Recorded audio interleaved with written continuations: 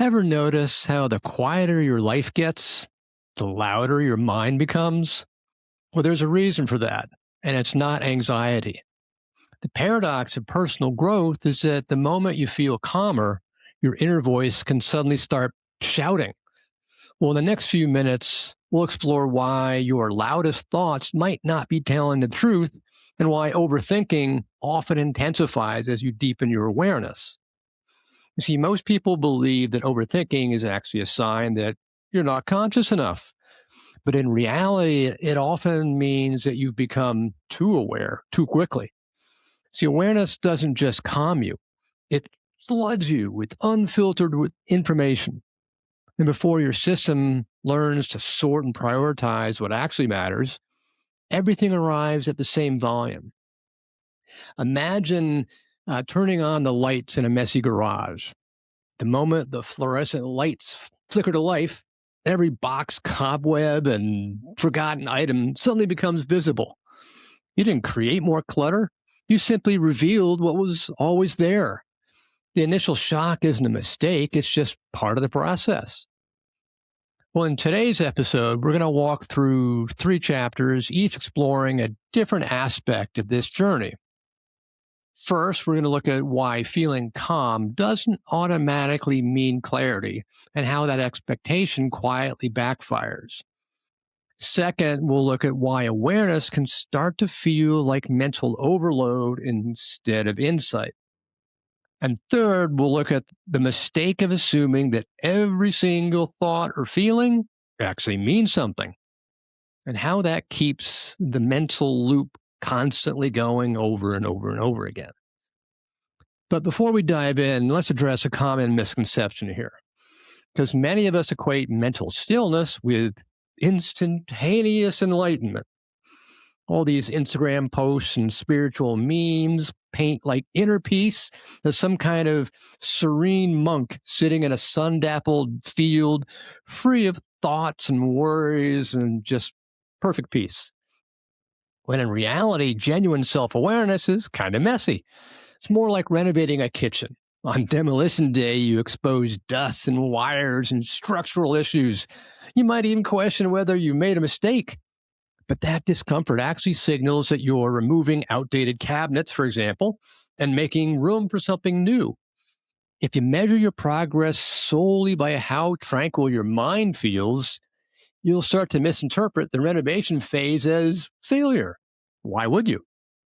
So, part of why overthinking feels so disconcerting is because it actually clashes with that fantasy of effortless enlightenment. Not a thing. So, here's a perfect example. See, I recently chatted with a friend who had just returned from a week-long silent retreat. He went in expecting to emerge with blissful clarity and a quiet mind. But instead, he came back with 2 notebooks filled with fragmented thoughts, unrealized desires, and unresolved resentment. He laughed as he told me, I went there to find peace, but I found a to do list instead.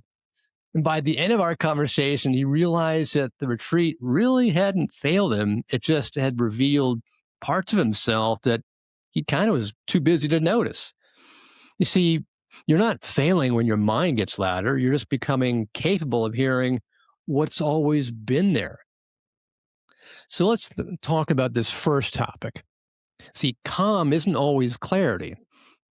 See, a few years ago, after several months of deep meditation, I found myself feeling calmer than ever. Thought, great. I could sit through traffic jams without wanting to scream. A miracle. I didn't snap at customer service agents when my internet went down. A lot. By any metric of emotional reactivity, I was improving. And naturally, I assumed that clarity was just around the corner. But what happened instead shocked me. See, outside of my meditation, my mind started growing busier. Started noticing all these micro hesitations around decisions that used to feel automatic. Did I really want almond milk or did I want oat milk? Should I call my friend now or should I call him later? Each tiny choice seemed to require these mini internal meetings. Background thoughts that had always been there suddenly became visible. And I thought something had to be wrong. Well, shouldn't clarity come with calm? I thought. That's the first hidden assumption that peace actually means answers. Not always. See, one of my coaching clients went through a similar transition. After years of therapy, she told me she felt more emotionally stable than at any point in her life. Yet she was still second guessing herself constantly. Every decision invited another layer of reflection. She said, I'm not anxious. I'm just active. And she recognized that the inner calm was there, yet she couldn't shake the feeling that nothing felt finished. Her experience matches what a lot of people who are self aware report. And they say they're steady on the outside, but they're mentally tangled on the inside. Sound familiar? So, why does this happen? See, when you first develop self awareness, you create space between stimulus and response. You pause before reacting. You notice that your triggers are there instead of being hijacked by them. In this phase, you're essentially clearing emotional turbulence, but that doesn't automatically create cognitive organization. It's kind of like cleaning the windshield of a car. The road ahead becomes visible, but you still need to learn how to navigate. Awareness increases perception, more thoughts, more emotional nuance, more bodily sensations, without yet teaching you which of those signals are actually relevant. It's sort of like learning how to ride a bike. At first, you're just trying not to crash and fall over. But once you get your balance, you suddenly start noticing the scenery, the traffic signs, and maybe the feeling of the wind in your face. You might even notice tiny pebbles on the road. Your expanded perception can make you feel wobbly again, not because you're regressing, but because now you're processing more than you ever were before.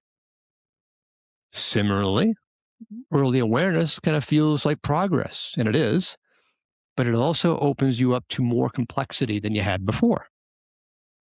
See, there's a term in meditation cycles known as the honeymoon phase. During the first weeks or months of practice in a meditation circle, for example, people often experience waves of bliss, lightness, and insight. Feels almost like a love affair with their own consciousness. But as that honeymoon ends, a kind of hangover begins.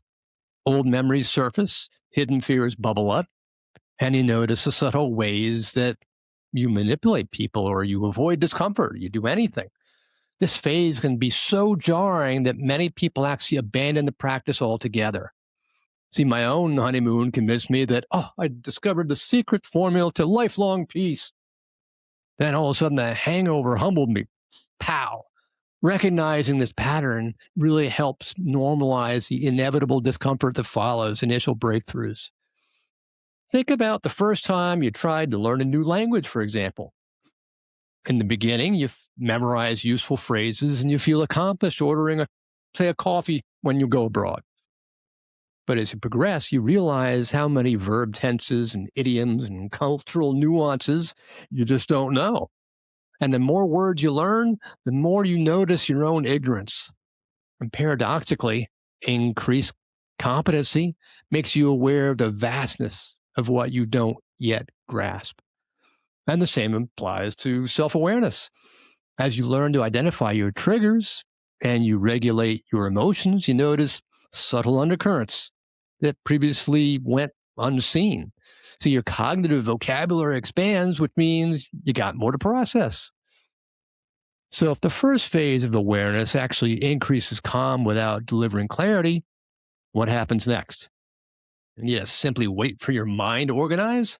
Or is there a more predictable stage that explains why your mental chatter starts to increase? And the surprising answer actually lies in how the brain handles unfiltered signals. And that's what we're going to explore in the next chapter. But before we go there, pause for a moment and reflect on your own journey. Have you experienced a honeymoon phase of calm, followed by a sudden surge of inner noise? Try writing down one example of when you thought you backslid, even though you'd been trying to do more inner work. And keep that story in mind. It's going to become a touchstone for the next stage we're about to explore. So here's the second chapter. It's all about a flood of new information and what's happening. See, in the second chapter, awareness stops feeling purely supportive and it just starts to feel noisy. Your head gets all jumbled. This isn't because your growth is stalled, but it's because your system's now letting in all of the information that's out there. Awareness increases perception, definitely. Like thoughts and emotional data, bodily sensation, all of it comes in, but none of it's prioritized. Imagine walking into a crowded market after spending months in a quiet room. Suddenly, the voices and the smells and colors feel just totally overwhelming, not because they're bad, but because they're all happening at once. Now, you see, our brains are wired to filter out the majority of all the stimuli that are out there right now. Even as you hear my voice, you're ignoring the feeling of your socks on your feet and the hum of maybe the refrigerator, whatever it is. See, without those filters, you'd be totally incapacitated. Early awareness temporarily turns off those filters.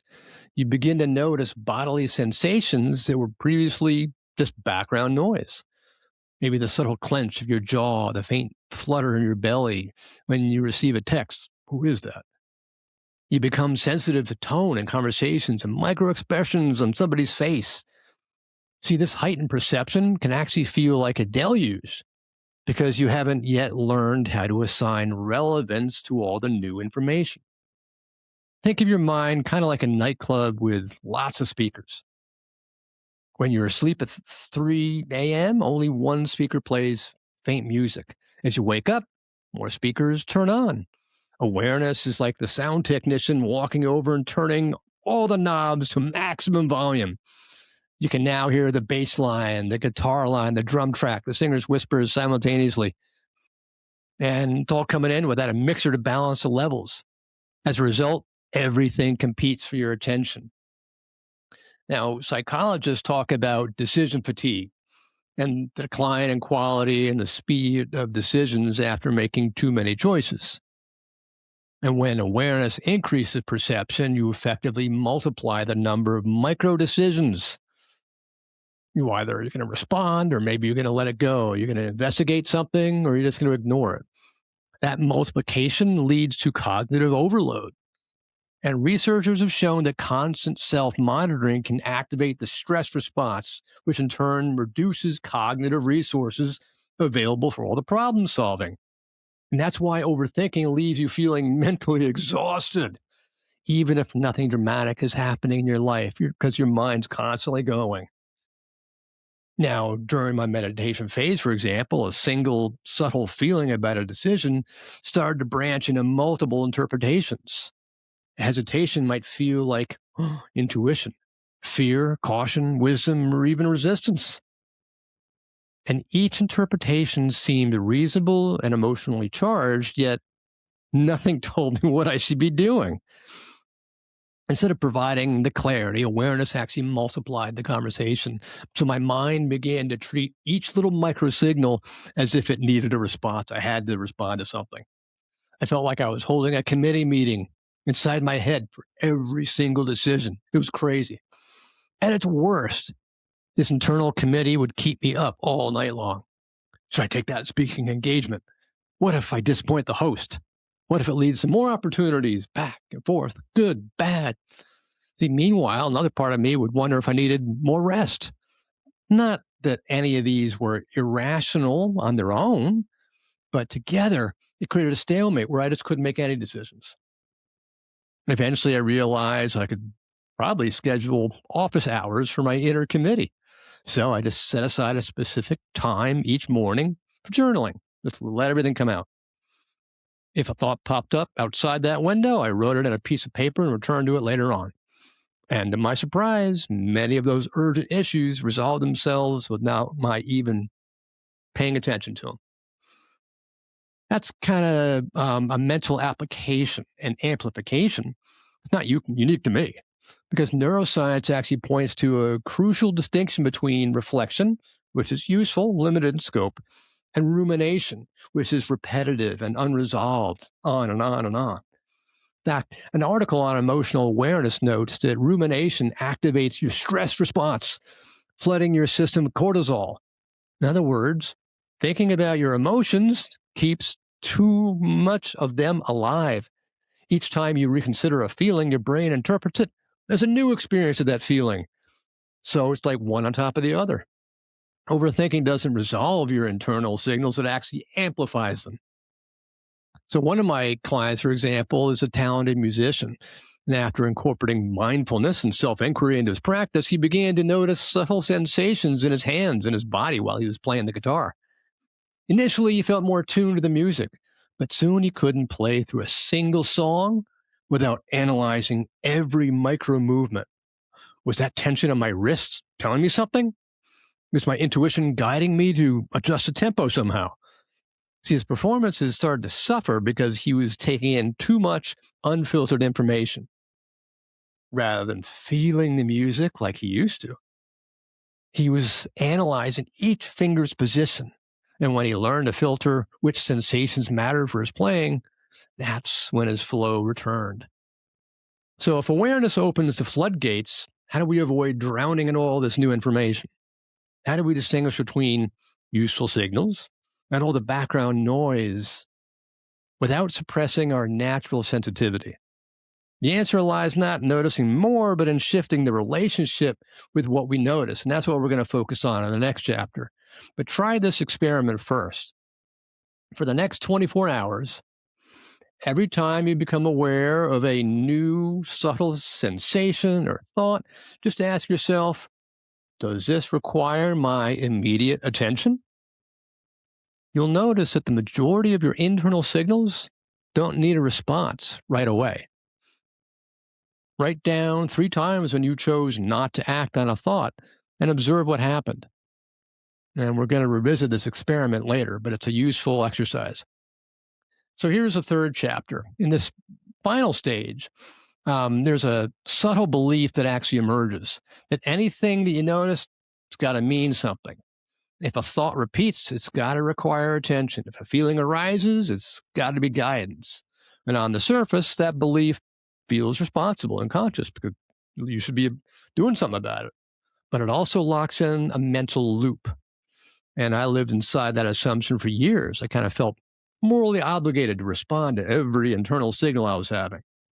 And I thought, if I ignored a thought or a feeling, I worried that I was missing a message from my intuition or I was missing something. What I didn't really realize is that I was actually reacting to presence, what was going on inside me, not clarity. One of the sneakiest aspects of this trap is the moral weight we attach to self-awareness.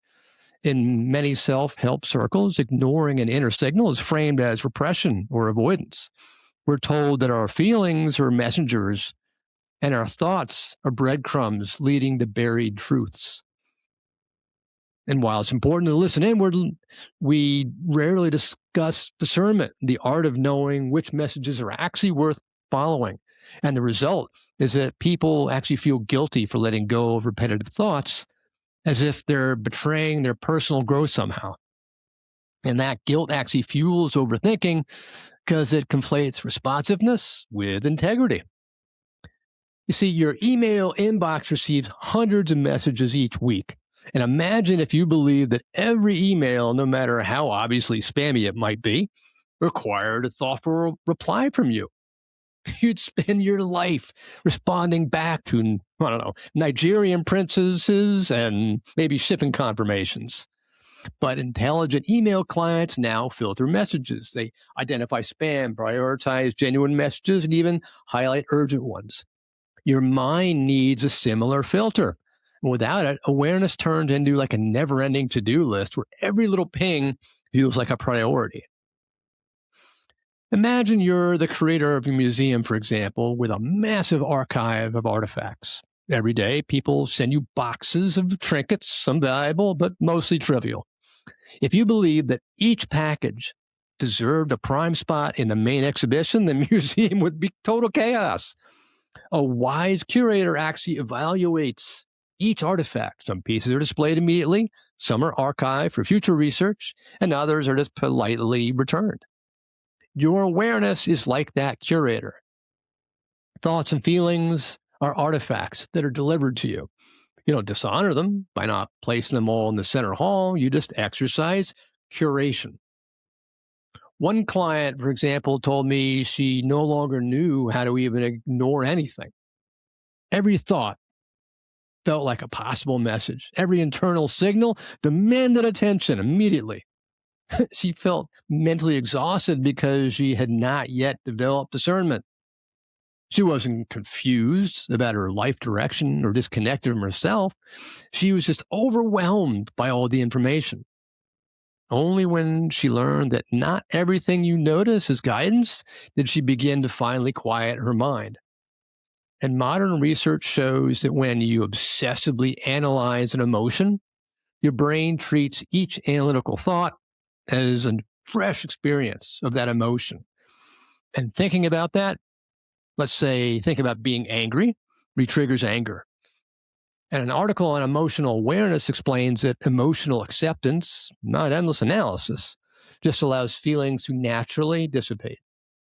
That means that by responding to every signal as if it matters, you're keeping your internal environment activated. See, you're preventing your natural emotional processing from completing. So let it go. You've probably heard that phrase before. For years, I interpreted, repeated thoughts as intuition. If the same idea popped up 3 times, I took it as a sign from the universe. Sometimes that served me, but often repeated thoughts were just mental habits. For example, had a recurring impulse to check my bank account. Always wanted to know it's there. Each time I felt it, I treated it like a sign that my finances needed attention somehow. Over time, I realized it was simply anxiety disguised as intuition.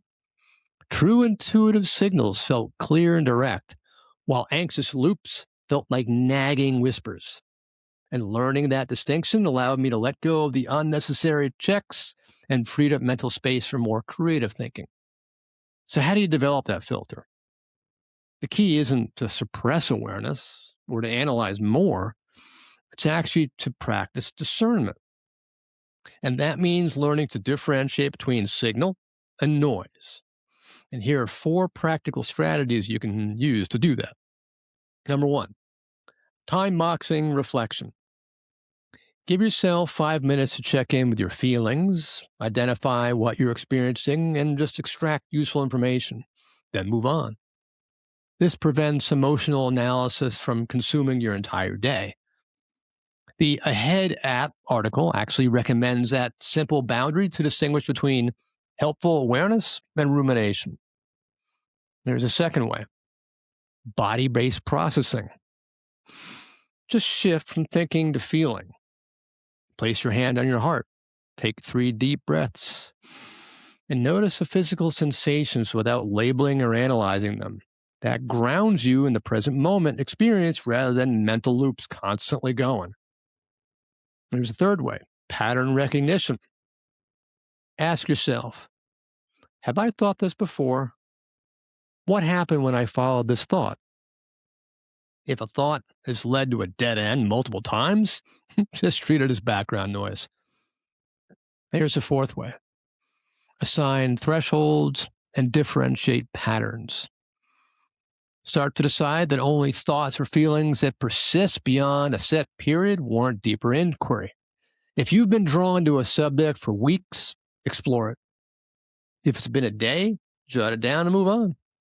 In a similar way, treat habitual self-criticism kind of like a pop-up ad. You've seen it before, so it doesn't need immediate attention, and you'll probably see it again too. And by practicing discernment, you teach your mind to prioritize. You begin to notice that some thoughts are just mental static. Some feelings are old triggers, and some impulses are actually genuine intuition.